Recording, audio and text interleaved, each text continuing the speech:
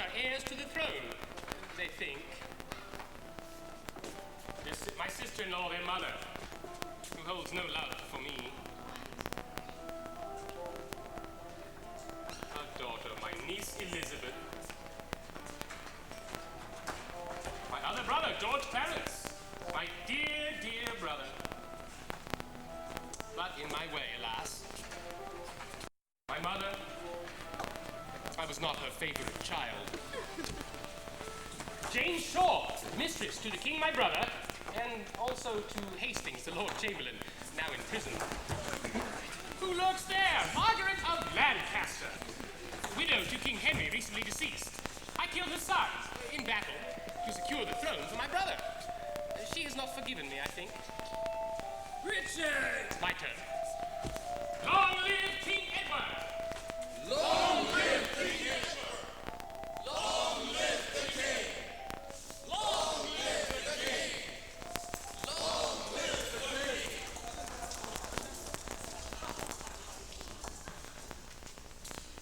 Now is the winter of our discontent, made glorious summer by this sun of York, and all the clouds that lower upon our house in the deep bosom of the ocean buried. Now are our brows bound with victorious wreaths, our bruised arms hung up for monuments, our stern alarums changed to merry meetings, our dreadful marches to delightful measures. Grim-visaged war hath smoothed his wrinkled front, and now instead of mounting barbed steeds to fright the souls of fearful adversaries, he capers nimbly in a lady's chamber to the lascivious pleasing of elite. But I, that am not shaped for sportive tricks, nor made to court an amorous looking glass, I that am rudely stamped, and want love's majesty to strut before a wanton ambling nymph, I that am curtailed of this fair proportion, cheated of feature by dissembling nature, deformed, unfinished, set before my time into this breathing world, scarce half made up, and that so lamely and unfashionable that dogs bark at me as I halt by them. Why, I, in this weak piping time of peace, have no delight to pass away the time, unless to spy my shadow in the sun and descant on my own deformity. And therefore, since I cannot prove a lover to entertain these fair, well-spoken days, I am determined to prove a villain and hate the idle pleasures of these days. Plots have I laid, inductions dangerous, by drunken prophecies, libels, and dreams to set my brother Clarence and the king in deadly hate the one against the other. And if King Edward be as true and just as I am supple, false, and treacherous, this day should Clarence closely be mewed up about a prophecy which says that G of Edward's heirs the murderer shall be. I forced down to my soul. George Clarence comes. Brother! Good day! What means this armed guard that waits upon your grace? His Majesty, tendering my person's safety, hath appointed this conduct to convey me to the Tower. Upon what cause? Because my name is George. Alack, my lord, that fault is not of yours. You should for that commit your godfathers. But what's the matter, Clarence? May I know? Richard, when I test as yet I do not. But as I can learn, he says a wizard told him that by G his children disinherited should be. And from my name of George begins with G, it follows in his mind that I am he. This it is when men are ruled by women. 'Tis not the king that sends him to the Tower, my Lady Grey, his wife, Clarence. 'Tis she that tempers him to this extremity. Or else perhaps his lover, Mistress Shaw.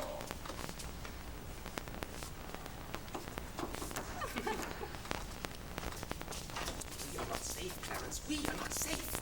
By heaven, I think that no man is secure but the Queen's kindred, and night-walking heralds that trudge betwixt the king and the Mistress Shaw. I'll tell you what, I think it is our way, if we would keep in favor with the king, be her men and wear her livery. I beseech your graces both to pardon me. His Majesty hath straitly given in charge that no man shall have private conference of what degree soever with your brother. We know thy charge, Brackenbury, and will obey. Your imprisonment will not be long. I will deliver you. Meantime, have patience. I must perforce. Farewell.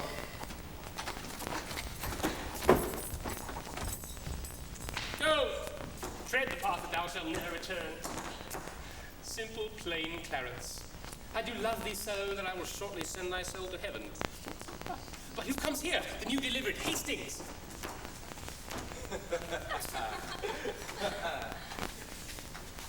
Good time of day unto my gracious lord. As much unto my good Lord Chamberlain. Well are you welcome to this open air. How hath your lordship brooked imprisonment? With patience, noble lord, as prisoners must. But I shall live, my lord, to give those thanks that were the cause of my imprisonment. No doubt, no doubt. And so shall Clarence, too. For they that were your enemies are his, and they prevailed as much on him as you. More pity that the eagle shall be mewed, while kites and buzzards prey at liberty. What news abroad? None was so bad abroad at distant home. The king is sickly, weak, melancholy, and his physicians fear him mightily. By St. Paul, that news is bad indeed. What, is he in his bed? He is. Go you before, I will follow you.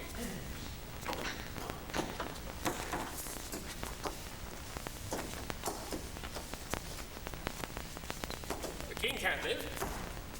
I hope. He must not die till George be packed with post-horse up to heaven. I'll in to urge his hatred more to Clarence, with lies well steeled with weighty arguments. And if I fail not in my deep intent, Clarence hath not another day to live. Which done, God take King Edward to his mercy, and leave the world for me to bustle in. But then, I'll marry Warwick's daughter Anne. What, though I killed her husband and her father? The readiest way to make the wench amends is to become her husband and her father. The which will I. But yet, I run before my horse to market. Clarence still breathes. Edward still lives and reigns. When they are gone, then must I count my gains.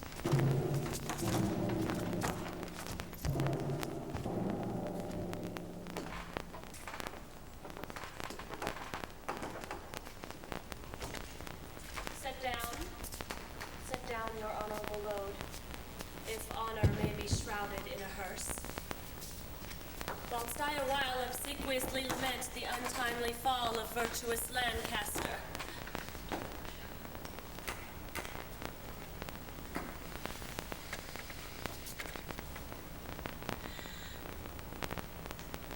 Poor key-cold figure of a holy king, pale ashes of the house of Lancaster, thou bloodless remnant of that royal blood. Be it lawful that I invocate thy ghost to hear the lamentations of poor Anne, wife to thy Edward, to thy slaughtered son. Lo, in these windows that let forth thy life, I pour the helpless balm of my poor eyes. Oh, cursed be the hand that made these holes. Curse the heart that had the heart to do it. Curse the blood that let this blood from hence.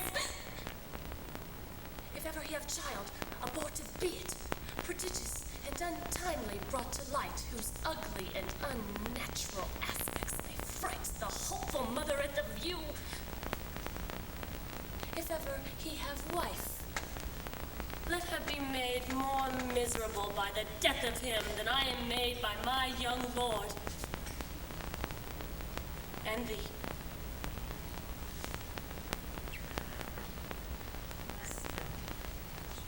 Come now towards Chertsey with your holy load. Stay! Bear the course and sit down. What black magician conjures up this fiend to stop devoted charitable deeds? Then set down the course. By St. Paul, I'll make a course of him that disobeys. My lord, stand aside and let the coffin pass! Man a dog, stand down when I command! What? Do you tremble? Are you all afraid? Alas, I blame you not, for you are mortal, and mortal eyes cannot endure the devil. Avaunt, dreadful minister of hell. Thou hast but power over his mortal body. His soul thou canst not have. Therefore be gone. Sweet saint, for charity be not so cursed. Foul devil, for God's sake, hence, and trouble us not. For thou hast made the happy earth thy hell. sight, to view thy heinous deeds. Behold the pattern of thy butcheries! O God, which this blood madest, revenge his death. O Urch, which this blood madest, revenge his death. Lady, you know no rules of charity, which renders good for bad, blessings for curses. Villain, thou knowest no law of God nor man, no beast so fierce but knows some touch of pity. But I know none, and therefore am no beast. Oh, wonderful when devils tell the truth. More wonderful when angels are so angry. Vouchsafe, divine perfection of a woman, of these supposed crimes, to give me leave by circumstance to acquit myself. Safe, diffused infection of a man, of these known evils, but to give me leave by circumstance to accuse thy cursed self. Fairer than tongue can name thee, let me have some patient leisure to excuse myself. Fouler than heart can think thee.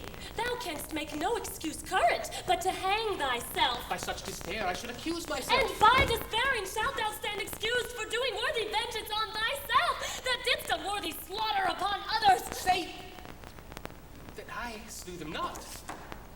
Then say they were not slain, but dead they are, and devilish slave by thee. I did not kill your husband. In thy foul throat thou liest! Queen Margaret saw thy murderous dagger smoking in his blood, the which thou once did bend against her breast, but that thy brothers beat aside the point. I was provoked by her slanderous tongue, which laid dead guilt upon my guiltless shoulders. Thou wast provoked by thy bloody mind, that never dreamst on aught but butcheries. Didst thou not kill this king? I grant you. Dost grant me, hedgehog! Then God grant me too. Thou mayest be damned for that wicked deed. It was gentle, mild, and virtuous. The better for the King of Heaven that hath him. He is in heaven, where thou shalt never come. Then let him thank me that ought to send him thither, for he was fitter for that place than earth. And thou unfit for any place but hell. There's one place else, if you will hear me name it. Some dungeon. Your bedchamber. Ill rest betide the chamber where thou liest. So will it, madam, till I lie with you. I hope so. I know so. But, gentle Lady Anne, to leave this keen encounter of our wits and fall something into a slower method, is not the causer of the timeless deaths of these Plantagenets, Henry and Edward, as blameful as the executioner? Thou wast the cause and most accursed effect. Your beauty was the cause of that effect. Your beauty that did haunt me in my sleep, to take the death of all the world, so I might live 1 hour in your sweet bosom. If I thought that, I tell thee homicide, these nails would rend that beauty from my cheeks. These eyes could not endure that beauty's rack. You should not blemish it if I stood by. Because all the world is cheered by the sun, so I by that. It is my day, my life. Like night o'ershade thy day, and death thy life. Curse not thyself, fair creature, thou art both. I would I were to be revenged on thee. 'Tis a quarrel most unnatural to be revenged on him that loveth thee. 'Tis a quarrel just and reasonable to be revenged on him that killed my husband. He that bereft thee, lady, of thy husband, did it to help thee to a far better husband. His better doth not breathe upon this earth. He lives that loves thee better than he could. Where is he? Here. Why dost thou spit at me? Would it were mortal poison for thy sake. Never came poison from so sweet a place. Never hung poison on a fouler toad. Out of my sight, thou dost infect mine eyes. Mine eyes, sweet lady, have infected mine. Would they were basilisks to strike thee dead. Why would they were? I might die at once, for now they slay me with a living death. These eyes of thine from mine have drawn salt tears. Shame their respect with store of childish dross. These eyes, which never shed remorseful tear. No, when my warlike father, like a child, told the sad story of my father's death, it 20 times made pause to sob and weep. In that sad time, my manly eyes did scorn an humble tear. These sorrows could not thence exhale thy beauty hath and made them blind with weeping. I pursued a friend or enemy, but my heart could never learn sweet, smoothing words. But now thy thy beauties propose my fee, my proud heart sues and prompts my tongue to speak. But didst not thy lips such scorn? For it was made for kissing, lady, not for such contempt. Thy revengeful heart will not forgive, lo, here. I lend thee a sharp-pointed sword, which it thou please to hide in its true breast, and let the soul forth that adoreth thee. I lay it naked to the deadly stroke, and humbly beg the death upon thy knee. Nay, do not pause, 'twas I that killed King Henry, but 'twas thy beauty that provoked me. Nay, now dispatch, 'twas I that stabbed your Edward, but 'twas thy heavenly face that set me on.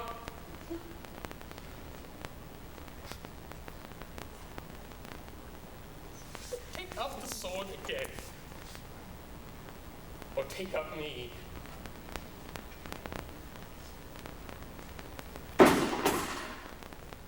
Arise, dissembler. Though I wish thy death, I will not be thy executioner. Bid me kill myself, and I will do it. I have already. I was in thy rage, Would I knew thy heart! disfigured in my tongue. I fear me both are false. And never was man true. I will your soul. Say then, my peace is made? That shalt thou know hereafter. All men, I hope, live so. Vouchsafe to wear this ring? To take is not to give.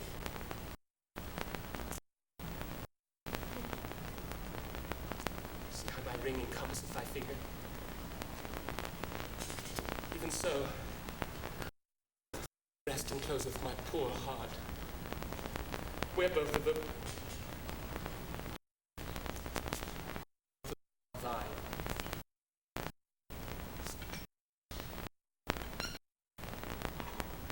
Bid me farewell. 'Tis more than you deserve. But teach me how to flatter you. Imagine I've said farewell already.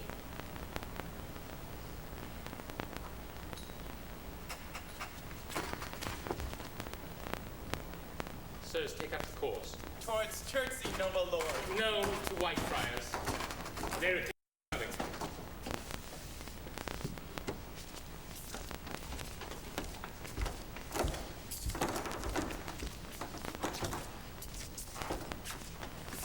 Was ever woman in this humour wooed? Was ever woman in this humour won? I'll have her, but I will not keep her long. What, I that killed her husband, his father? To take her in her heart's extremest hate, with tears in her eyes, curses in her mouth, the bleeding witness of my hatred by. And guard her conscience and these bars against me, and I no friend to back my suit at all, but a plain devil in dissembling looks, and yet to win her. All the world to nothing! Ha! I do mistake my person all this while. Upon my life, she finds, although I cannot, myself to be a marvellous proper man. I'll be at charges for a looking glass, and entertain a score or two of tailors to study fashions to adorn my body. Since I am crept in favour with myself, I will maintain it with some little cost. But first, I'll turn yon fellow in's grave, and then return, lamenting, to my love. Shine out, fair sun, till I bought a glass, that I may see my shadow as I pass. Have patience, madam. There's no doubt His Majesty will soon recover his accustomed health. In that you brook it ill, it makes him worse. Therefore, for God's sake, entertain good comfort and cheer his grace with quick and merry eyes. If he were dead, what would betide on me? No other harm but loss of such a lord. The loss of such a lord includes all harms. The heavens have blessed you with a goodly son to be your comforter when he is gone. Oh, he is young, and his minority is put unto the trust of Richard Gloucester, a man that loves not me nor none of you. Is it concluded he shall be protector? It is determined, not concluded yet, but so it must be if the king should die. Here come the lords of Buckingham and Derby. Good time of day unto your royal grace. Saw you the king today, Lord Buckingham? But now we come from visiting the king. What likelihood of his amendment, lords? Madam, good hope his grace speaks cheerfully. God grant him health. Did you confer with him? Aye, madam. He desires to bring together Richard, the Duke of Gloucester, and your brothers. Nay, I will not And speak. them, and my Lord Chamberlain. We come now to bring them to his royal presence. Would all were well, but that will never be. I fear our happiness is at the height. They do me wrong, and I will love them right. Who is it that complains under the king that I, for something stern, and love them not? By holy Paul, they love his grace, but likely that fill his ears with such dissendious rumors. Because I cannot flatter and look fair, smile in men's faces, smooth, deceive, and cog, duck with French nods and apish courtesy, I must be held a rancorous enemy. Cannot a plain man live and think no harm, but thus his simple truth must be abused with silken, sly, insinuating jacks. To who in others present speaks your grace? To you that has not honesty nor grace. When have I injured thee? When done thee wrong? A plague upon you all! Come, my Lord Gloucester. We know your meaning. You envy my advancement and my friends. God grant we never may have need of you. Meantime, God grants I have need of you. My brother is imprisoned by your means. I never did incense his majesty against the King of England, against the Duke of Clarence, but have been an earnest advocate to plead for him.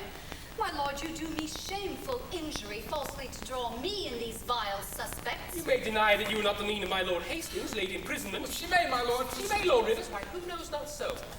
She may do more, sir, than denying that. She may help you to many fair preferments, and then deny her aiding hand therein. My lord of Gloucester, I have too long borne your blunt upbraidings and your bitter scoffs. By heaven, I will acquaint his majesty of those gross taunts that oft I have endured. What, threaten you me with telling of the king? Tell him and spare not. My pains are quite forgot. I had rather be a country serving maid than a great queen with this condition, to be so baited, scorned, and stormed at. Small troy have I in being England's queen. And lessened be that small. God, I beseech him, thy honor, state, and seat are due to me. I can no longer hold me patient.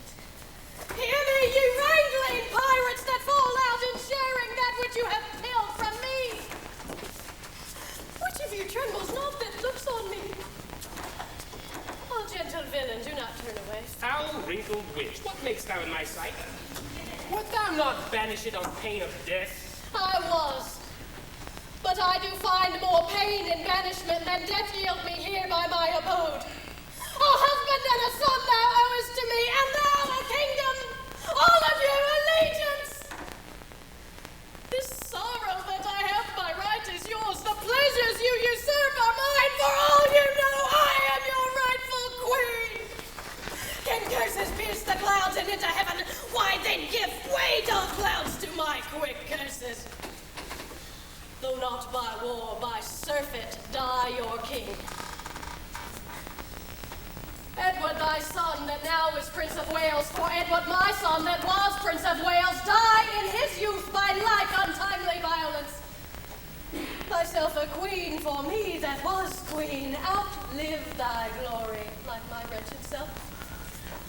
Long mayest thou live to wail thy children's death, long die thy happy days before thy death, and after many lengthy hours of grief, thy neither mother, wife, nor England's queen.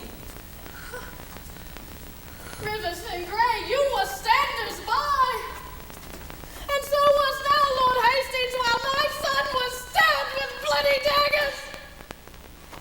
God, I pray him let none of them live his natural age, but by some unlooked accident cut off. Have done thy charm, thou hateful withered hag. And leave out thee. Stay, dog, for thou shalt hear me. If heaven have any grievous plague in store exceeding those that I can wish upon thee, oh, let them keep it till thy sins be ripe, and then hurl down their indignation on thee, O troubler of the poor world's peace. No sleep close up that deadly eye of thine, unless it be while some tormenting dream affrights thee with a hell of ugly devils. Thou elvish, marked, abortive, rooting hog, thou loathed issue of thy father's loins, thou rag of honor, thou detested Richard! I bitter names. Why, so I did, but look for no reply. So let me make a period to my curse. 'Tis done by me. It ends in Margaret. Thus have you breathed your curse against yourself. Poor painted queen, vain flourish of my fortune. Why strewest thou sugar on that mottled spider whose deadly web ensnareth thee about? Fool, thou whettest a knife to kill thyself. The day will come when thou shalt wish for me to help thee curse this poisonous, bunched-back toad. False balding woman, in thy frantic curse. Dispute not with her. She is lunatic. Have done, have done. Princely Buckingham, I'll kiss thy hand in sign of league and amity with thee. Now fair befall thee in thy noble house. Thy garments are not spotted with our blood, nor thou within the compass of my curse. No one here, for curses never pass the lips of those that breathe them in the air. Buckingham, take heed of yonder dog. Have not to do with him, beware of him. What does she say, my lord of Buckingham? Nothing that I respect, my gracious lord. What? Dost thou scorn me for my gentle counsel and soothe the devil that I warn thee of? Oh, but remember this another day, when he shall split thy very heart with sorrow, and say poor Margaret was a prophetess. Live each of you the subjects of his hate, and he to yours, and all of you to God's. My hair does stand on end to hear her curses. Oh, so does mine. I'm mused why she's at liberty. I cannot blame her. By God's holy mother, she hath had too much wrong, and I repent my part whereof that I have done to her. I never did her any to my knowledge. Madam, his majesty doth call for you, and for your grace and yours, my gracious lord. Haste be I come. Lords, will you go with We me? wait upon your grace.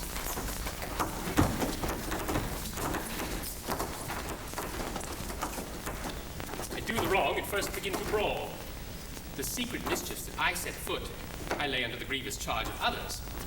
Clarence, who I indeed have cast in darkness, I do beweep to many simple gulls, namely to Derby, Hastings, Buckingham, and tell them 'tis the queen and her allies that stir the king against the duke my brother. Now they believe it, and withal whet me to be revenged on Rivers, Dorset, Grey. But then I sigh, and with a piece of scripture tell them God bids us do good for evil. And thus I clothe my naked villainy with odd old ends stolen forth of and seem a saint, when most I play the devil. So, here come my executioners. How now, my hardy, stout-resolved mates? Art thou now going to dispatch this thing? We are, my lord, and we come to have the warrant, that we may be admitted where he is. Well thought upon. I have here about me.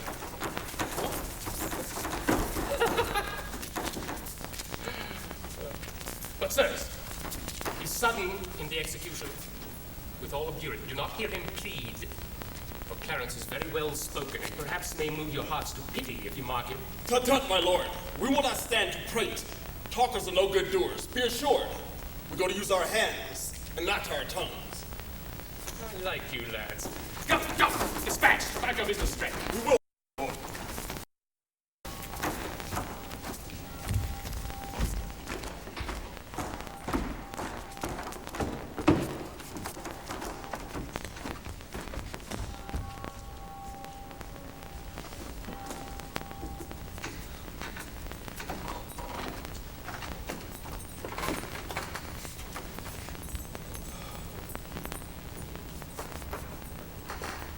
Why looks your grace so heavily today? I have passed a miserable night, so full of fearful dreams of ugly sights. What was your dream, my lord? I pray you, tell me. Methought that I had broken from the tower and was embarked to cross to Burgundy. And in my company my brother, Richard, who from my cabin tempted me to walk upon the hatches. As we paced along the giddy footing of the hatches, methought that Richard stumbled, and in falling struck me that thought to save him overboard into the tumbling billows of the main. Oh Lord, methought what pain it was to drown, what dreadful noise of waters in mine ears, what sights of ugly death within mine eyes. thought I saw 1,000 fearful racks, 10,000 men that fishes gnawed upon, wedges of gold, great anchors, heaps of pearl, inestimable jewels, unvalued stones, all scattered at the bottom of the sea. Some lay in dead men's skulls. And in the holes where eyes did once inhabit, there were crept, as 'twere in scorn of eyes, reflecting gems that wooed the slimy bottom of the deep, and mocked the dead bones that lay scattered by. Had you leisure in this time of death to gaze upon such secrets of the deep? Methought I had. And often did I strive to yield the ghost, but the envious flood stopped in my soul and would not let it forth to find the empty wandering air, but smothered it within my panting bulk, which almost burst to belch it in the sea. Await you not in this sore agony? No. My dream was lengthened after life. Oh, then began the tempest to my soul. I crossed, methought, the melancholy flood. And then methought a legion of foul fiends environed me and howled in mine ears such hideous cries that from their very noise I trembling wake. And for a season after could not believe but that I was in hell.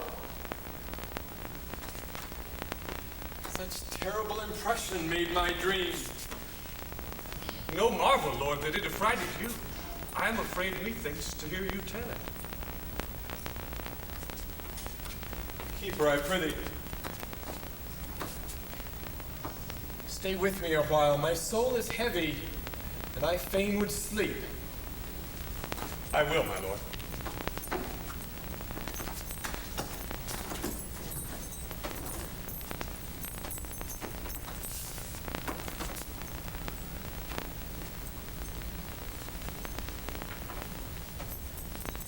God give your grace good rest.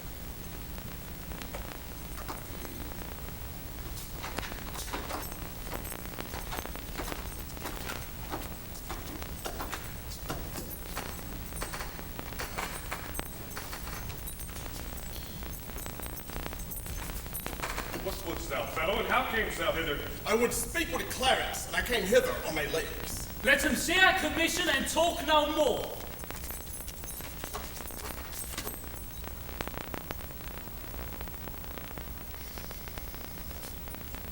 I am in this commanded to deliver the noble Duke of Clarence to your hands. I will not reason what is meant hereby, because I will be guiltless from the meeting. There lies the Duke asleep, and there the king. I'll to the king and signify to him that thus I have resigned to you my charge. You may, sir. 'Tis a point of wisdom. Fare you well.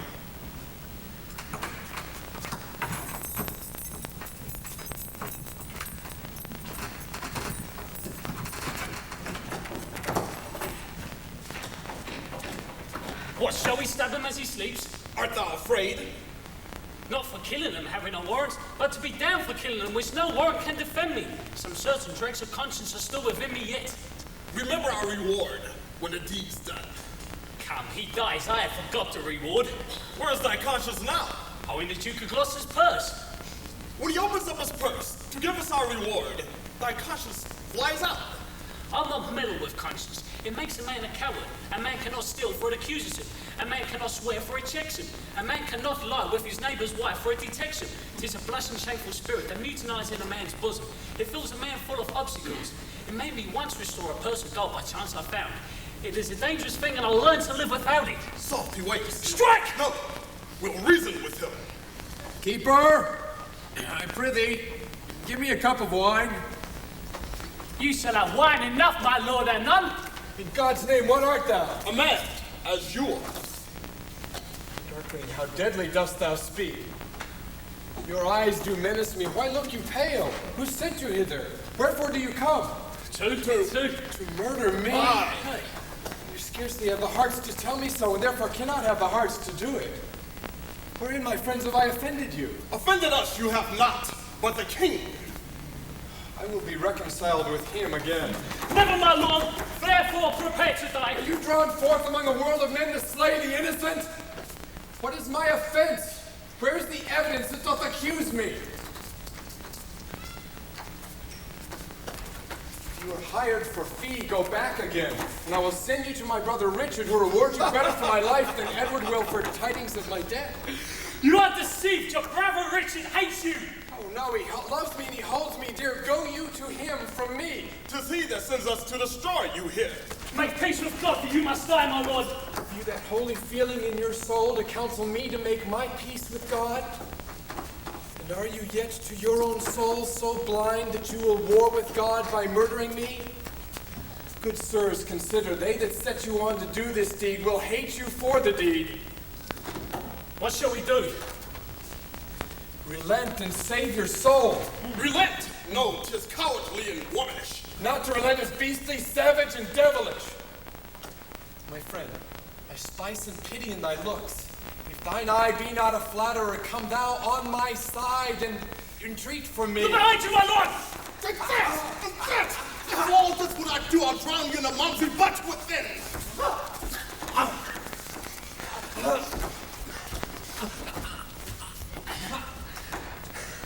A bloody deed, most desperately dispatched. How fain like Pilate, I'll wash my hands of this most grievous murder. How now? What next thou that thou helpst me not? By heaven, the Duke shall know how slack you have been. I would he knew that I saved his brother. Take out thy fee and tell him what I say, for I repent that the Duke is slain. So do not I. Go, coward as thou art.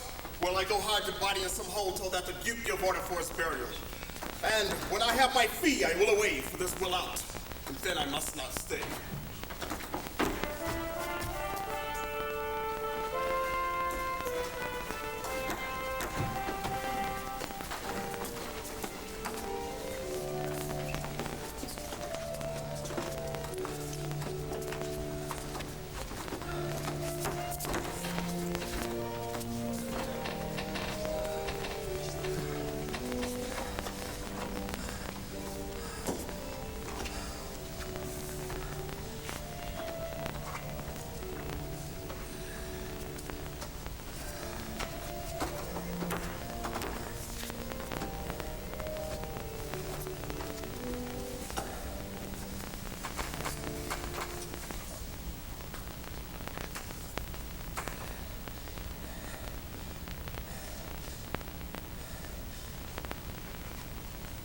Why so? Now have we done a good day's work. You, peers, continue this united league. Rivers and Hastings, take each other's hand. Dissemble not your hatred. Swear thy love. By heaven, my soul is purged from grudging hate, and with my hand I seal my true heart's love. So thrive I, as I truly swear the like. Madam, yourself is not exempt in this. Nor you, son Grey. Nor you, Buckingham. You have been factious, one against the other. Wife, love Lord Hastings. Let him kiss your hand.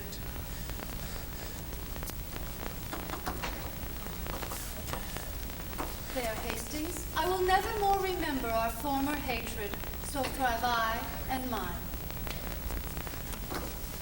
Grey, embrace him. Hastings, love Lord Marquis. This interchange of love, I here protest, shall on my part be inviolable. And so swear I. And now, princely Buckingham, seal thou this league. Make me happy with your unity. Whenever Buckingham doth turn his hate upon your grace, God punish me, This do I beg of heaven when I am called in love to you or yours.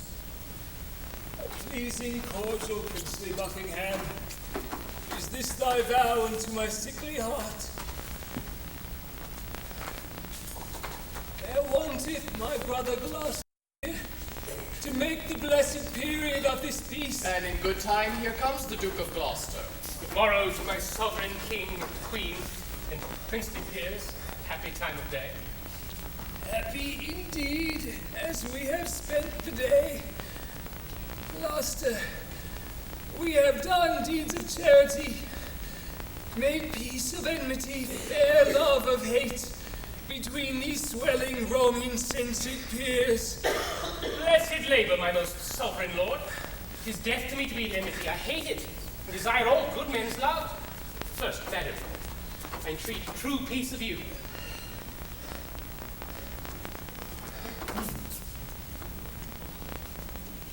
Of you, my noble cousin Buckingham, if ever any grudge were lodged between us. Of you, Lord Hastings. Lord Rivers, Lord Dorset. Indeed of all. I do not know that Englishman alive with whom my soul is any jot at odds. Thank my God for my humility. A holy day shall this be kept hereafter. I would to God all strifes were well compounded.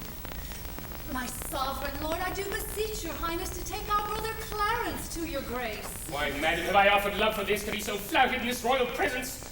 Who knows not that the gentle duke is dead? Dead? You do him injury to scorn his course. Oh, see, heaven! What a world Is Clarence dead? The order was reversed. He, poor man, by your first order died, and that a winged Mercury did bear. Some tardy cripple bear the countermount. I prithee peace. My soul is full of sorrow.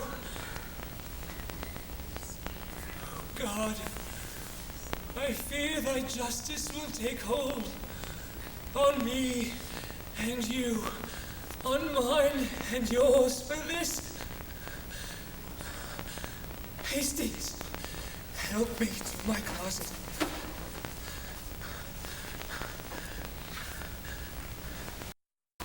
Alas, poor Clarence.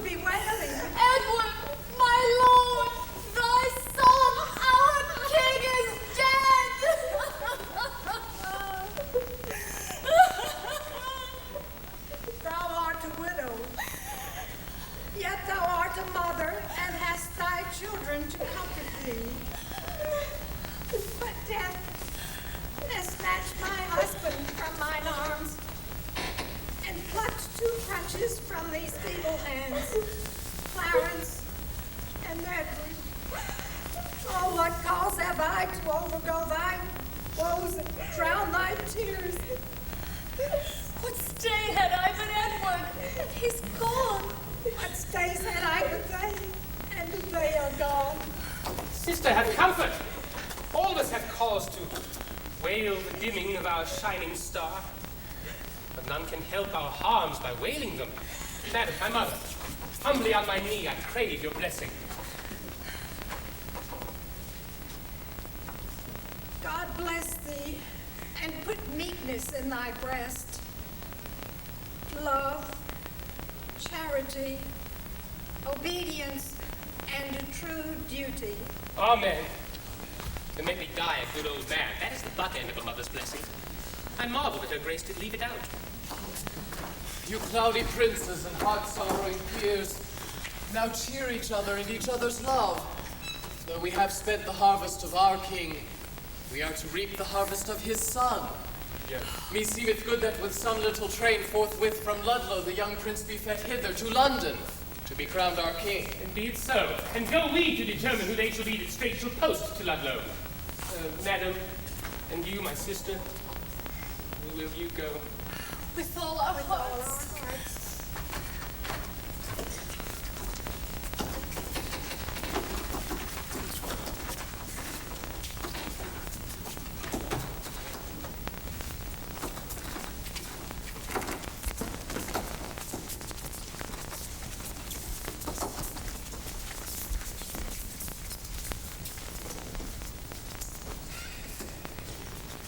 My lord, whoever journeys to the prince, for God's sake, let us two not stay at home, for by the way, I'll find occasion to keep the queen's proud kindred from the prince. My other self. My council's consistory, my oracle, my prophet! My dear cousin, I, as a child, will go by thy direction, toward Ludlow there, for we'll not stay behind.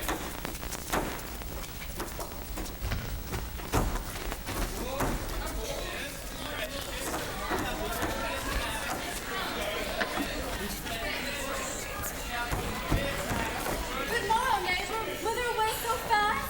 Though I promised him I scarcely know myself. Hear you the news abroad? Yes, that the king is dead. Oh, ill news, my lady, seldom comes the better. I fear to approve a giddy word. Neighbors, Godspeed. Give you good morrow, sir. Doth the news hold of good King Edward's death? Aye, it is true. God help the wife. And mistress, look to see a troublous world. No. By God's good grace, his son shall reign. Woe to the land that's governed by a child. Oh, in him there is hope of government. So stood the state when Henry VI was crowned in Paris, but at 9 months old.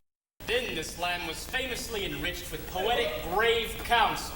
Then the king had virtuous uncles to protect his grace. Oh, but full of dangers, the Duke of Gloucester. Come, we fear the worst. All will be well. When clouds are seen, wise men put on their cloaks. When great leaves fall, then winter is at hand. When the sun sets, who doth not look for night? Oh, truly the hearts of all are full of fear. There is no husband almost to a man that looks not heavily and full of dread. Leave it all to God. Whither away? Mary, I'm on my way to market. And so must I will attend thee.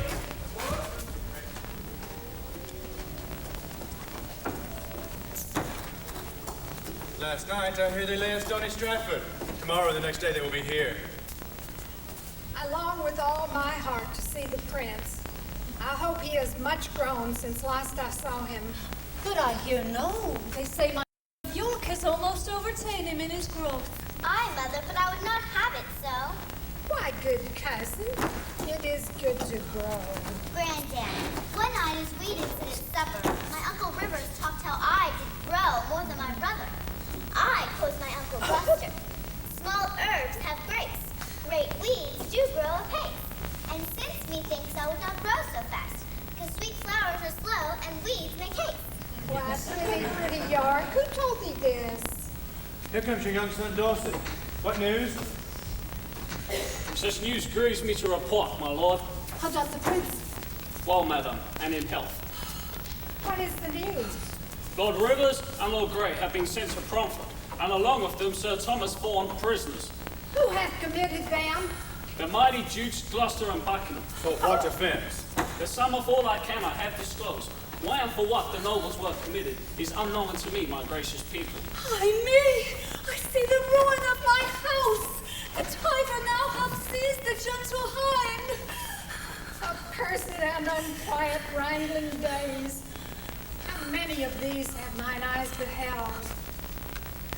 My husband lost his life to get the crown, and often up and down my sons were tossed, with me to joy or weep, their gain or loss.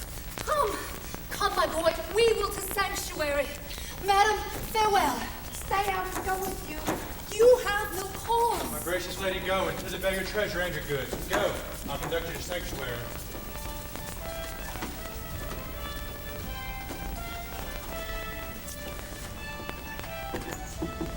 Welcome, sweet prince, to London, to your chamber. Welcome, dear cousin, my thoughts sovereign.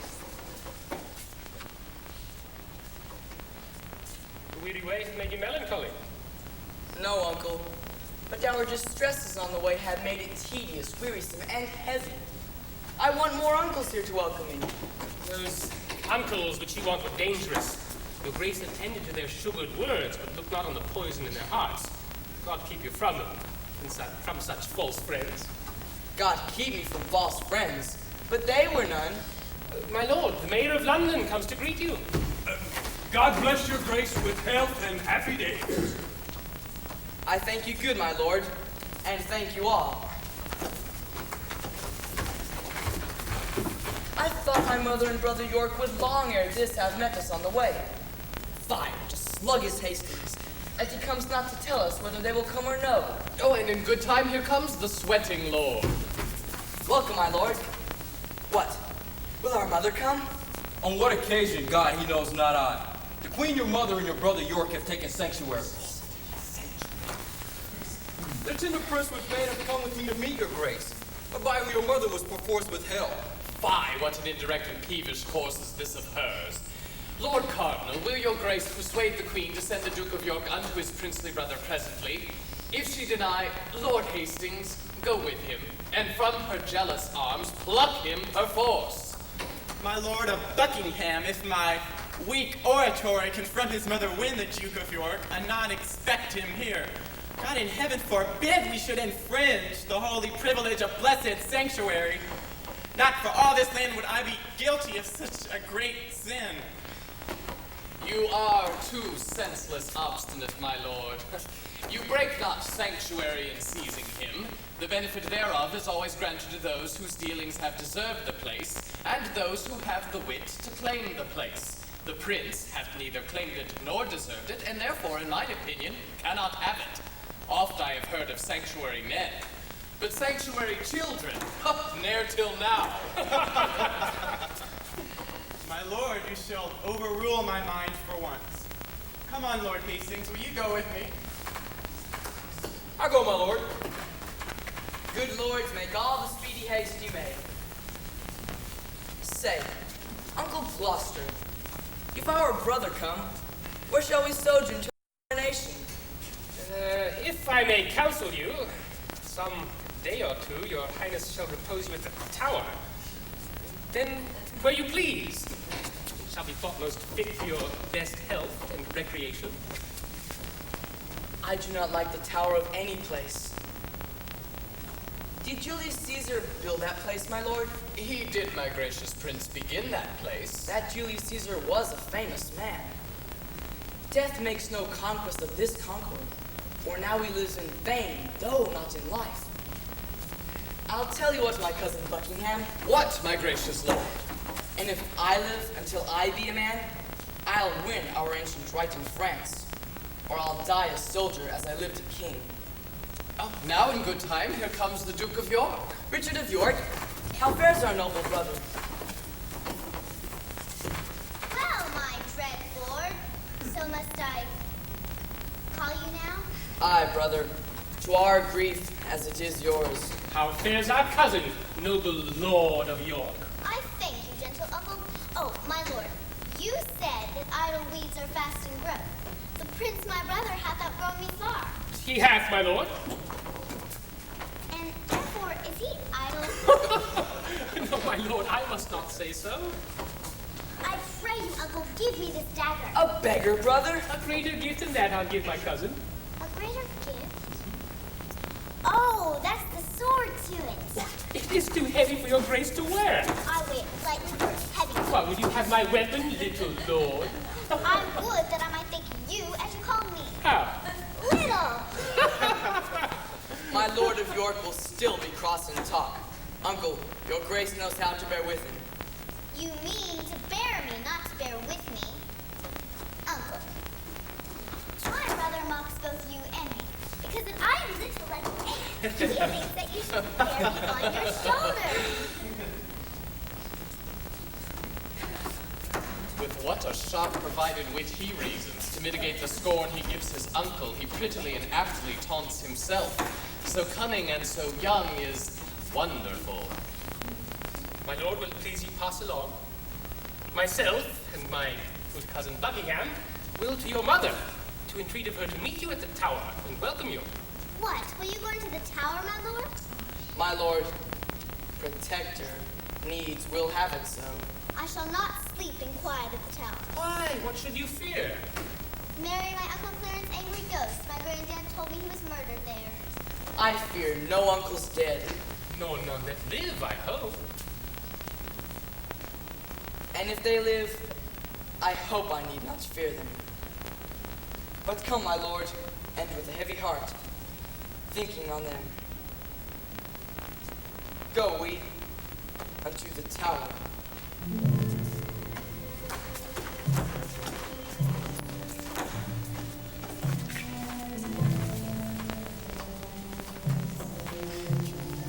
Think you, my lord, this little prating York was not incensed by his subtle mother to taunt and scorn you thus opprobriously? No doubt, no doubt. Oh, 'tis a parlor boy. Bold, quick, ingenious, forward, capable. Well, let them rest.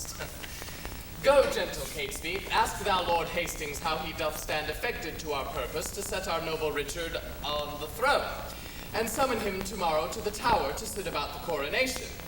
If thou dost find him tractable to us, encourage him and give him all our reasons. If he be leaden, icy, cold, or unwilling, be thou so too, and so break off the talk and give us notice of his inclination. Go, good Catesby, effect this business soundly. I go, lords both, with all the heed I can. Shall we hear from you, gentle Catesby, ere we sleep? You shall, my lord. Now, my lord, what shall we do if we perceive Lord Hastings will not yield to our complots? Chop off his head. Something in the turner. Look, when I'm king, claim thou of me the earldom of Hereford and all the movables the king my brother took from you. I'll claim that promise at your grace's hand. Come, let us sup betimes, that afterwards we may digest our complots in some form.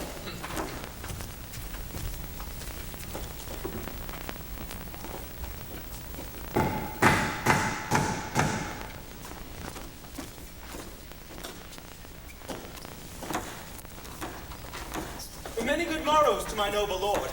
Good morrow, Catesby. Your early story. What news? What news in this our tottering state?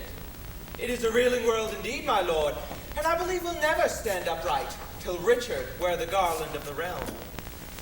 How? Wear the garland? Dost thou mean the crown? Aye, my good lord. I'll have this crown of mine cut from my shoulders before I see the crown so foul and misplaced. But canst thou guess he doth aim at it? Aye, on my life, and hopes to find you forward upon his party for the gain thereof. And thereupon he brings you this good news, that this same very day your enemies, the kindred of the queen, must die at Pomfret. Oh, monstrous. Monstrous. And so falls it out with Vaughan, Rivers, and Gray. And so 12 do with someone else that think themselves as safe as thou and I, who as thou knowest are dear to Princely Richard and to Buckingham. The princes both make high account of you. Come, we go to the tower. I'll wait upon your lordship.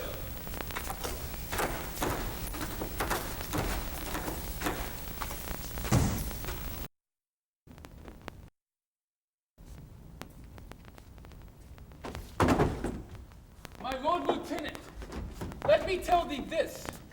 Today thou shalt behold the subject die, for truth, for duty, and for loyalty.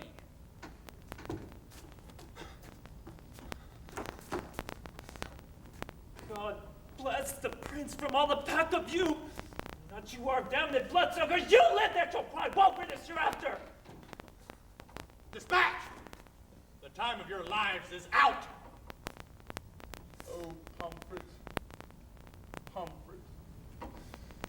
O thou bloody prison, fatal and ominous to noble peers. Within the guilty closure of thy walls, Richard II here was hacked to death. And for more slander to thy dismal seat, we give to thee our guiltless blood to drink. Now Margaret's curse has fallen upon our heads when she exclaimed on Hastings, you and I for standing by when Richard stabbed her son. But then curse she Richard, then curse she Buckingham, then curse she Hastings. Oh, remember God, to hear her prayer for them, as now for us. And for my sister and her princely sons, be satisfied, dear God, with our true blood, which, as thou knowest, must unjustly be spilt. Make haste. The time of death is expiate. Come, Gray. Come now, let us embrace.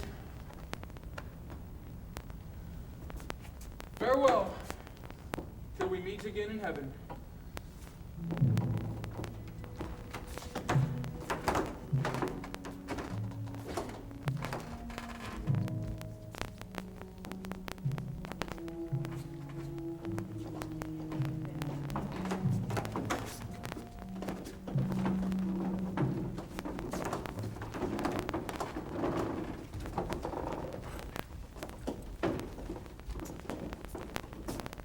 Now, noble peers, the cause why we are met is to determine of the coronation.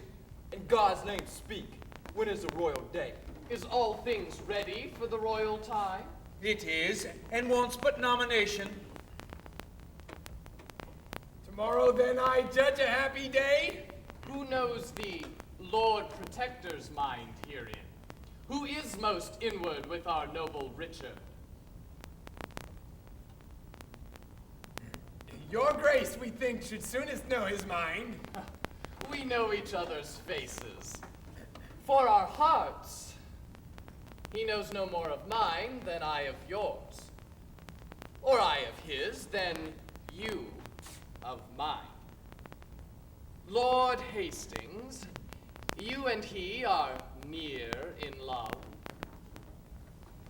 I thank his grace. I know he loves me well. But for his purpose in the coronation, I have not sounded him, nor he delivered his gracely presence anywhere therein. But you, my honorable lords, may name the time, and in the Duke's behalf, I'll give my voice, which I presume he'll take in gentle part. In happy time, here comes the Duke himself. Good morrow, noble lords and cousins all. I've been a long sleeper. Had you not come upon your cue, my lord, William Lord Hastings had pronounced your part. I mean, your voice, in crowning of the king. Then my Lord Hastings, no man might be bolder. His lordship knows me well, and loves me well. My Lord of Ely, when I was lost in Holborn, I saw good strawberries in your garden there. I do beseech you, send for some of them. Marry and will, my lord, with all my heart. My noble cousin, a word with you. Catesby had sounded Hastings in our business, and finds the testy gentleman so hot that he will lose his head ere give consent his master's child, as worshipfully he terms it, shall lose the royalty of England's throne. Withdraw yourself a while, I'll go with you. We have yet to set down this day of triumph. Tomorrow, in my judgment, is too sudden. Where is my lord the Duke of Gloucester? I have sent for these strawberries. His grace looks cheerfully and smooth this morning. There is some conceit, or other likes him well. For that when he bids good morrow with such spirit, I think there's never a man in Christendom that could lesser hide his love or hate than he. For by his face straight shall you know his heart. What of his face? Perceived you in his heart by any livelihood he showed today? Marry that with no man here, he is offended. For were he has shown it in his looks. I pray you all, tell me what they deserve that you conspire my death with devilish plots of damned witchcraft, and have prevailed upon my body with their hellish charms. The tender love I bear your grace makes me most forward in his princely presence, to doom the offenders, whosoever they be. I say, my lord, they deserve it. Death. Then be your eyes the witness of their evil. Look how I am bewitched. Behold, mine arm is like a blasted sapling, withered up. This is Edward's wife, that monstrous witch, consorted with that harlot strumpet, sure that by their witchcraft thus have martyred me. If they have done this deed, my lord. Thou protector of that damned strumpet, talkst thou to me of ifs? Thou art a traitor! Off with his head. Now, by St. Paul, I swear I will not dine until I see the same. Ratcliffe, Lovell, Catesby, look let it be done. The rest that love me, come, follow me.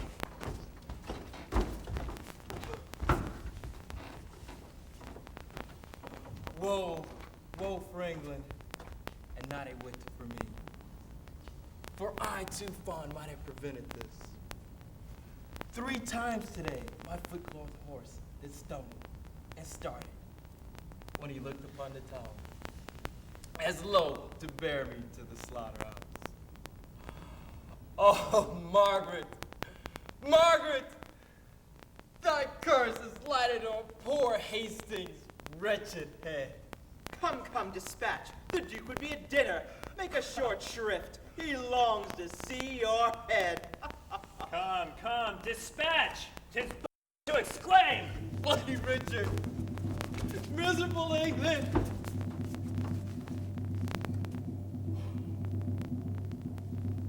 Come, lead me to the block. Bear him my head. They smile at me, who shortly shall be dead.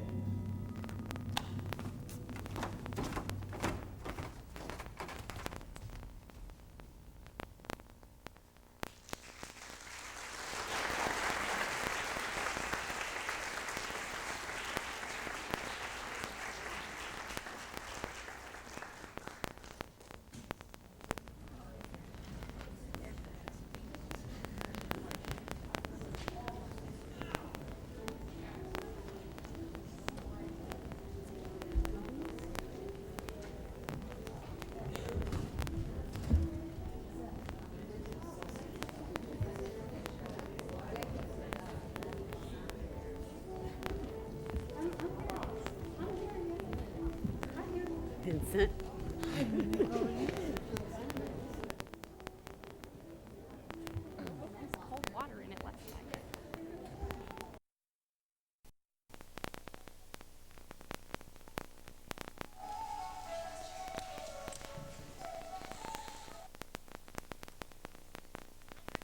Now, let's say the citizens to my advancement to the royal throne. Now, by the holy mother of our Lord, the citizens are mum.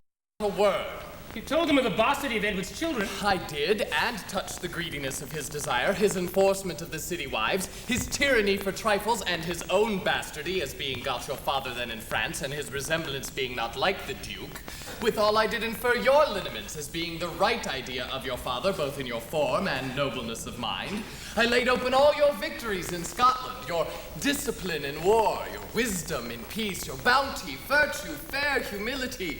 Indeed, left nothing fitting for your purpose untouched or slightly handled in discourse. And as my oratory drew toward end, I bid those that did love their country's good cry, God save King Richard, England's royal king!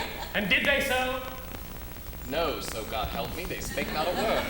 But like dumb statues or breathing stones stared each on other and looked deadly pale.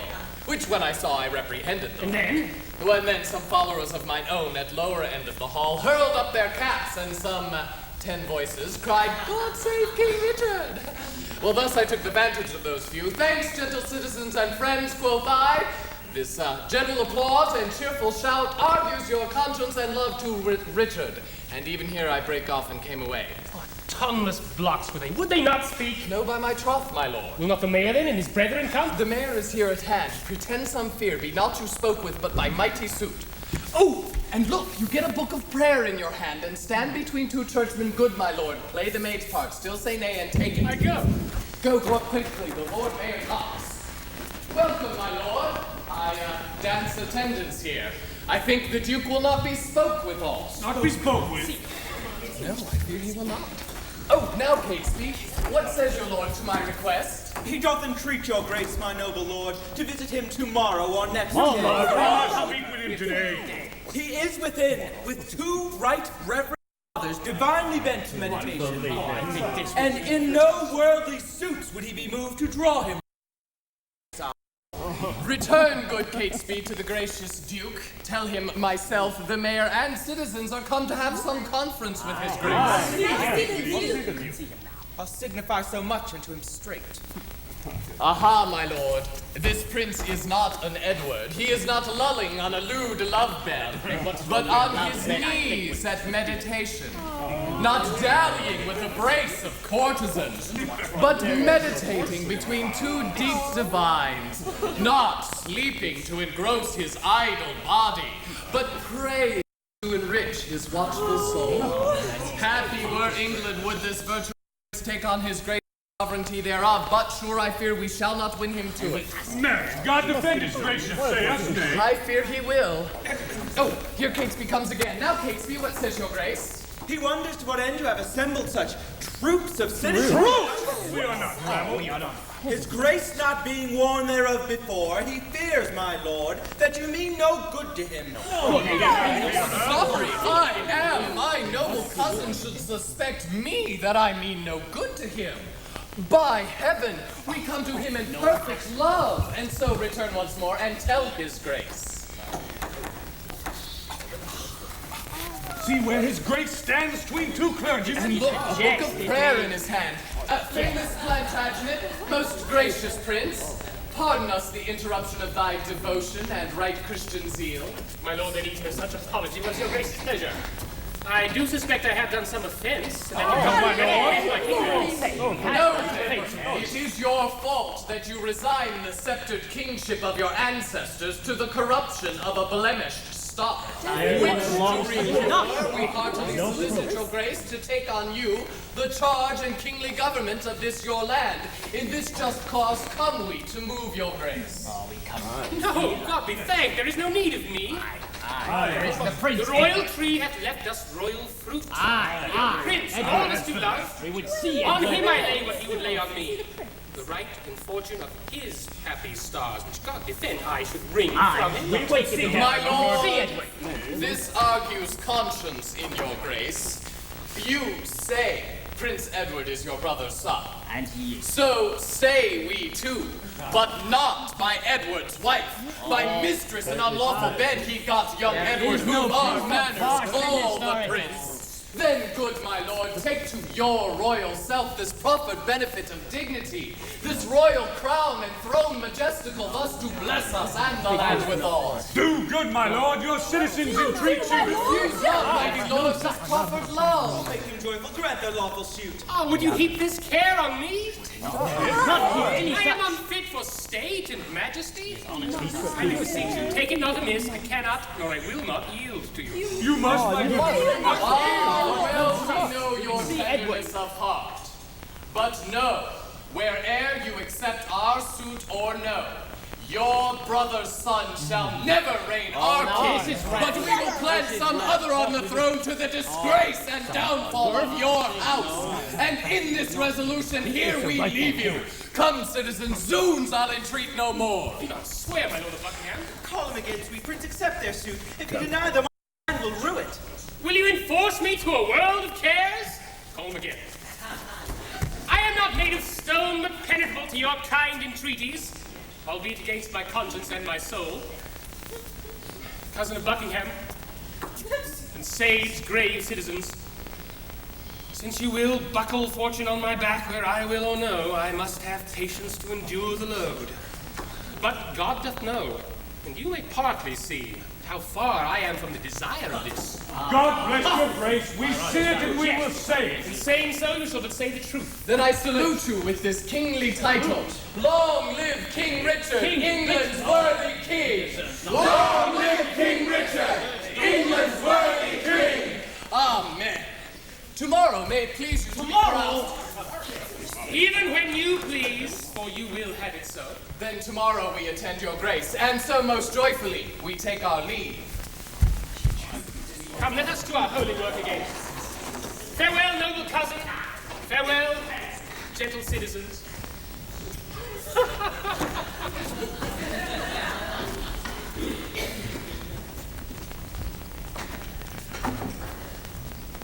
Who meets us here? Daughter, well met.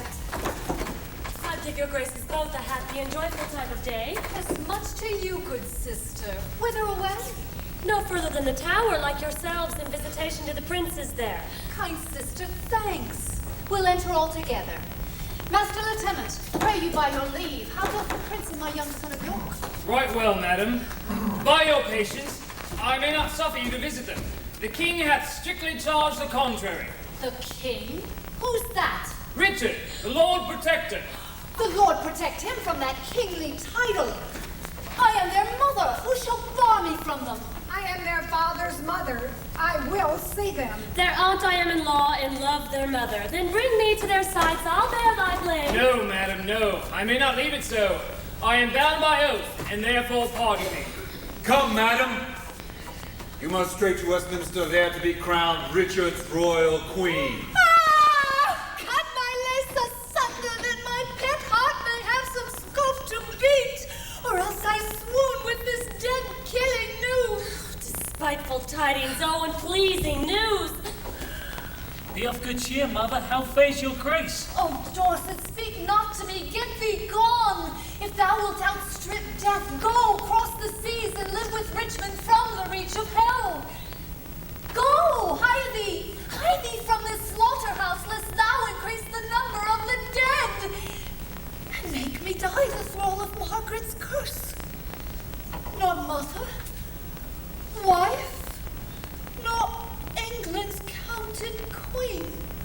Full of wise care is your counsel, madam. You shall have letters from me to my son in your behalf, you on the way. Do not be taken tardy by unwise delay. Oh, ill-dispersing wind of misery. Come, madam, come. I in all haste was sent. And I with all unwillingness will go.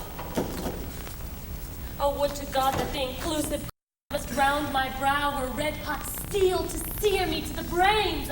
Go, go, poor soul. I envy not thy glory. When I first did look on Richard's face, this was my wish. Be thou, quoth I, accursed. And when thou went'st, let sorrow haunt thy bed, and be thy wife, if any be so mad, more miserable by the life of him than I am made by my young lord and thee. I prove the subject of mine own soul's curse. For never yet an hour in his bed did I enjoy the golden dew of sleep. Poor-hearted you, I pity thy complaining. No more than my soul mourns for yours. Go thou to Richmond, and good fortune guide thee. Go thou to Richard, and good angels tend thee. Go thou to sanctuary, good thoughts possess thee. I to my grave, where peace and rest lie with me. Stay, yet look back with me unto the tower. Pity you, ancient stones, those tender babes whom envy hath immured within your walls.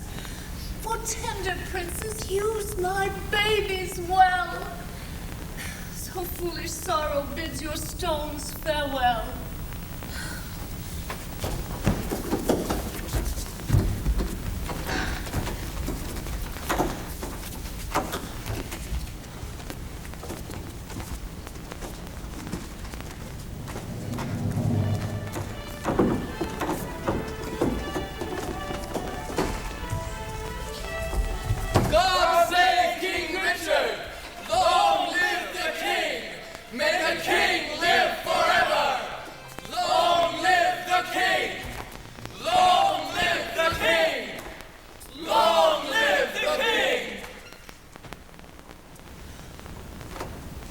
Stand all apart! Cousin of Buckingham! My gracious sovereign.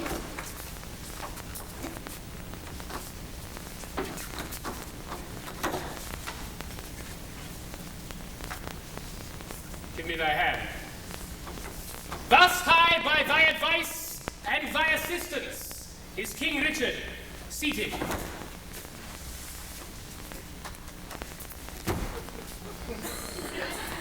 Shall we wear these glories for a day? Or shall they last, and we rejoice in them? Still live they, and forever let them last. Buckingham, young Edward lives. Think now what I would speak. Say on, loving lord. Why, Buckingham, I say I would be king. And so you are, my thrice-renowned liege. Am I king? Yes, but Edward lives. True, noble prince. Cousin, thou was not wont to be so dull. Shall I be plain? I wish the bastard's dead. And I would have it suddenly performed. What sayest thou now? Speak suddenly, be brief. Your grace may do your pleasure. Tut, thou art all ice, thy kindness freezes. Say, have I thy consent that they should die? Give me some little breath, some pause, dear Lord, before I speak positively in this. I will resolve you herein presently. The king is angry. See, he gnaws his lip. High-reaching Buckingham grows circumspect. Boy! My lord!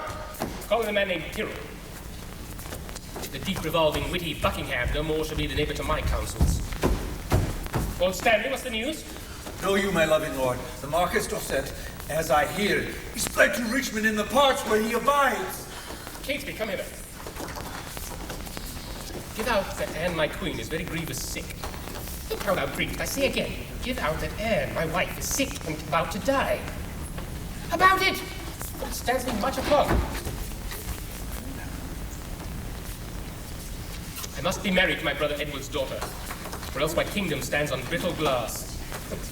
Murder her brothers and then marry her, uncertain way of gain. But I am in so far in blood that sin will pluck on sin. Tear-falling pity dwells not in this eye.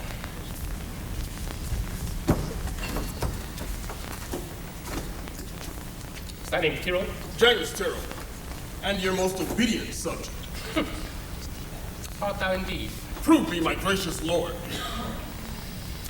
Darest thou resolve to kill a friend of mine? Please you, but I had rather kill two enemies. Why, there thou hast it. Two deep enemies. Foes to my rest, and by sweet sleep's disturbers are they that I would have me deal upon. Tyrrell, I mean the little bastards in the tower.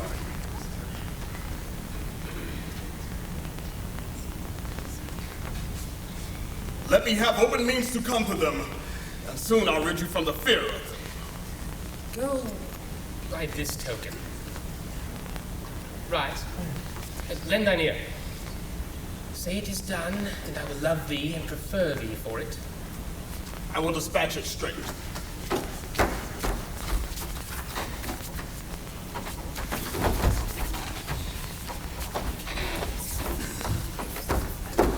My lord, I have considered in my mind the late request that you did sound me in. Let that rest.